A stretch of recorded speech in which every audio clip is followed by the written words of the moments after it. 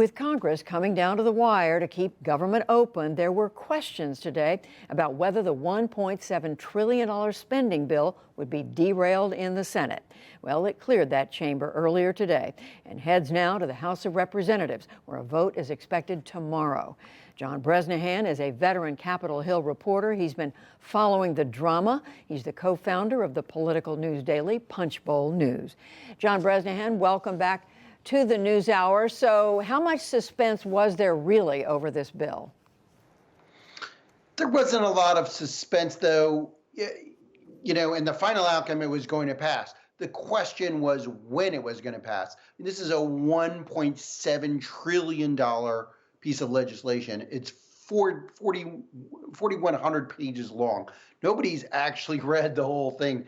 It's tremendously intricate. It's in legislative language, so you can't follow it completely as you would just reading a book. I mean, it's not something you can read easily. So there was some doubt about timing. The final outcome was not in doubt. It was a question, were they going to get it done this week before Christmas, or are they going to get it done next week? That was the real question here. And a lot of members of Congress and the Senate do want to go home for Christmas, no doubt about it. So, John, just remind us, I mean, we've touched on this, but just remind us, what are the main things that are paid for in this bill as it moves over now to the House? This is a huge piece of legislation. There's $858 billion for this year, for FY 2023, for the Pentagon and other national security agencies. There's $800 billion in domestic spending, so this covers the entire government. There's, as you mentioned in your lead-in, there's $45 billion in additional aid for Ukraine in military and economic aid for Ukraine and NATO allies in the region as they deal with the Russian attack in Ukraine, the Russian war in Ukraine. There's $40 billion in additional funding, economic aid for here in the United States, disaster aid for fires, droughts, hurricanes. So when that goes across the country. So this legislation literally touches every American, and it impacts every American, and it will impact millions of folks overseas as well. What about in terms of the politics of this, which is, of course, always going to play a role? Did one party or another come away with more of what it wanted than the other?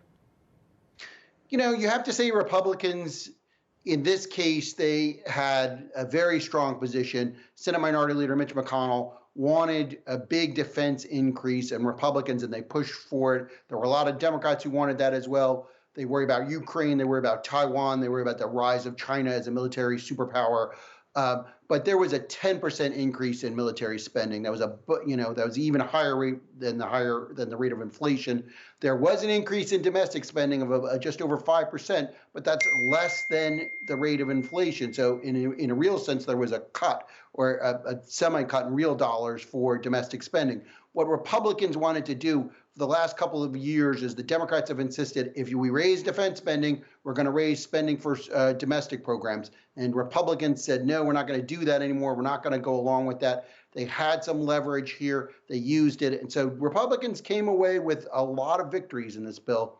But again, there's lots of money in there for domestic priorities that the Democrats wanted. For instance, there's $700 million for the Violence Against Women Act. That's a huge impact for Democrats. They wanted more money for the National Labor Relations Board. They got $25 million more. So there's money in there for Democratic priorities. But I have to say, overall, Republicans did very well during the later part of these negotiations. And John, what were just some of the big ticket items that did not make it in?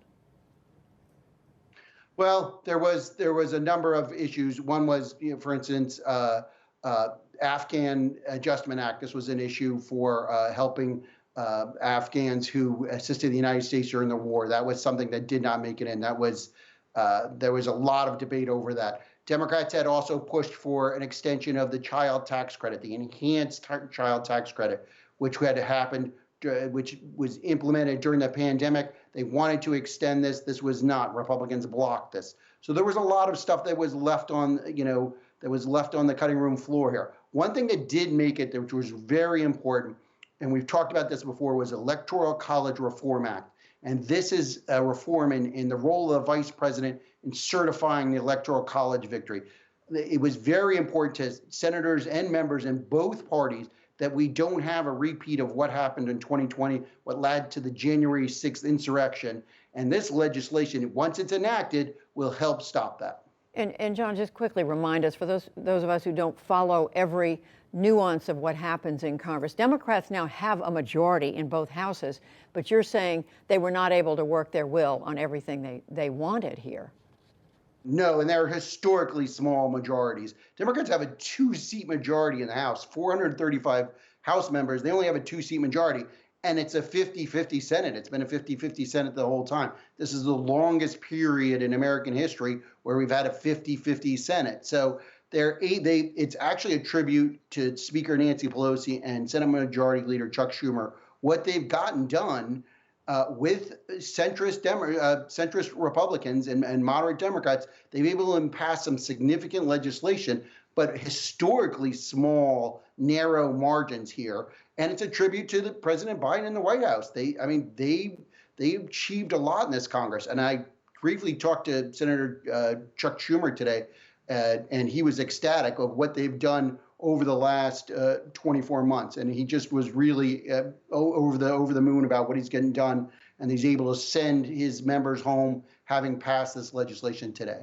And then it goes, of course, to the House. They'll take a vote tomorrow where it is expected to pass. Is that right? Yes or no? Yes, ma'am, it is.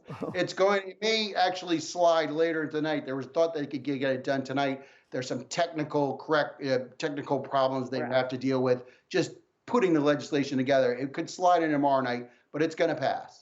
Well, we know you're going to be up all night or a day or whatever hour it is following all of this. John Bresnahan, thank you very much.